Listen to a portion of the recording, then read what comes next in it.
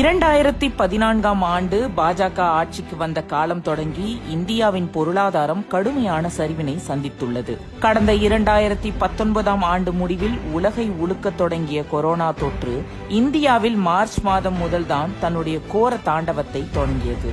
5 ஆண்டுகளாக நிர்வாக திறமையின்மையால் ஜிடிபி என சொல்லப்படும் இந்தியாவின் உள்நாட்டு உற்பத்தி மதிப்பு கடுமையாக சரிந்துள்ளது. இது பற்றி உலக வங்கி கடந்த வாரம் வெளியிட்ட அறிக்கையில் இந்தியாவின் ஜிடிபி நடப்பு 2020ஆம் ஆண்டில் -9.6% என்ற அளவிற்கு வீழ்ச்சியை சந்திக்கும் என்றும் இந்தியாவின் நிலைமை முன்பு கணித்ததை விட மிகவும் மோசமாக உள்ளது.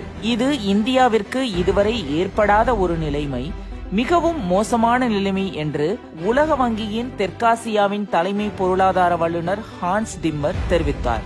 இந்த நிலையில் சர்வதேச நாணய நிதியமான இன்டர்நேஷனல் மானிட்டரி ஃபண்ட் உலக பொருளாதாரம் தொடர்பான வேர்ல்ட் எகானமிக் அவுட்லுக்கை தற்போது வெளியிட்டுள்ளது. அதில் இந்த ஆண்டு உள்நாட்டு உற்பத்தி பெரிய அளவில் சரிந்துள்ளதால் இந்தியாவின் பொருளாதாரம் தற்போதுள்ள அளவில் இருந்து 10.3% அளவுக்கு மிக பெரிய சரிவை சந்திக்கும் என தெரிவித்துள்ளது.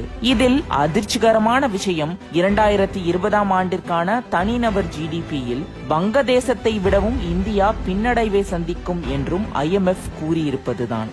2020ஆம் ஆண்டில் வங்கதேச தனிநபர் பொருளாதார வளர்ச்சி டாலர் மதிப்பில் 4% அதிகரித்து $1,888 இருக்கும் என கூறியுள்ள IMF, அதே நேரம் இந்திய தனிநபர் பொருளாதார வளர்ச்சி 10.5% சரிந்து $1,887 குறையும் என தெரிவித்துள்ளது. பார்ப்பதற்கு என்னவோ $1 தானே வித்தியாசம் என்று தோன்றலாம். ஆனால் இந்தியா இதற்கு முன்பு எந்த இடத்தில் எவ்வளவு உயரத்தில் இருந்தது என்பதை பார்த்தால்தான் தற்போது எந்த அளவிற்கு சரிந்து பின்தங்கியுள்ளது என்பதை புரிந்து கொள்ள முடியும். அப்படி பார்க்கையில் சுமார் 5 ஆண்டுகளுக்கு முன்பு, அதாவது மோடி ஆட்சிக்கு வரும்போது இந்தியாவின் தனிநபர் பொருளாதார வளர்ச்சி அண்டை நாடான வங்கதேசத்தை விட 40% அதிகம்.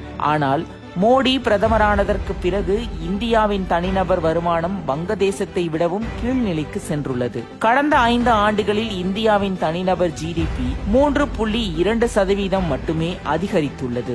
வங்கதேசத்தின் தனிநபர் ஜிடிபியோ 9.1% உயர்ந்துள்ளது. வங்கதேசம் ஏற்றுமதி மூலமாக தனது மிகப்பெரிய அண்டை நாடான இந்தியாவை விட பொருளாதாரத்தில் சிறப்பான வளர்ச்சியை பெற்றுள்ளது.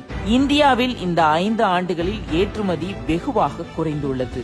தெற்காசியாவில் வங்கதேசம் மட்டுமின்றி பூட்டான், இலங்கை, மாலத்தீவு ஆகிய நாடுகளும் கூட நடப்பாண்டில் இந்தியாவை காட்டிலும் கூடுதலான பொருளாதார வளர்ச்சியை பதிவு செய்யும் என்று கூறியுள்ள IMF, தெற்காசிய நாடுகளில் பாகிஸ்தான், நேபாளம் ஆகிய நாடுகள் மட்டுமே இந்தியாவை காட்டிலும் குறைந்த பொருளாதார வளர்ச்சி கொண்டவையாக இருக்கும் என்று தெரிவித்துள்ளது. இப்படியாக நாட்டின் பொருளாதாரம் பெரும் பின்னடைவை சந்தித்துக் கொண்டிருக்கும் நிலையில் மக்கள் நலன் குறித்தோ பொருளாதார வளர்ச்சி குறித்தோ எந்தவித கவலையும் இல்லாமல் பிரதமர் தான் பயணம் செய்வதற்கு 8,400 கோடி ரூபாயில் பிரதமர் விமானம் வாங்குவதும், மக்கள் பசியில் பட்டினியில் அவதிப்படும் போது பல 1000 கோடி ரூபாய் செலவில் ராமருக்கு கோவில் கட்டுவதெல்லாம் ரோம் நகர் பற்றி எரிந்து கொண்டிருக்க நீரோ மன்னன் ஃபிடில் வாசித்த கதைதான்.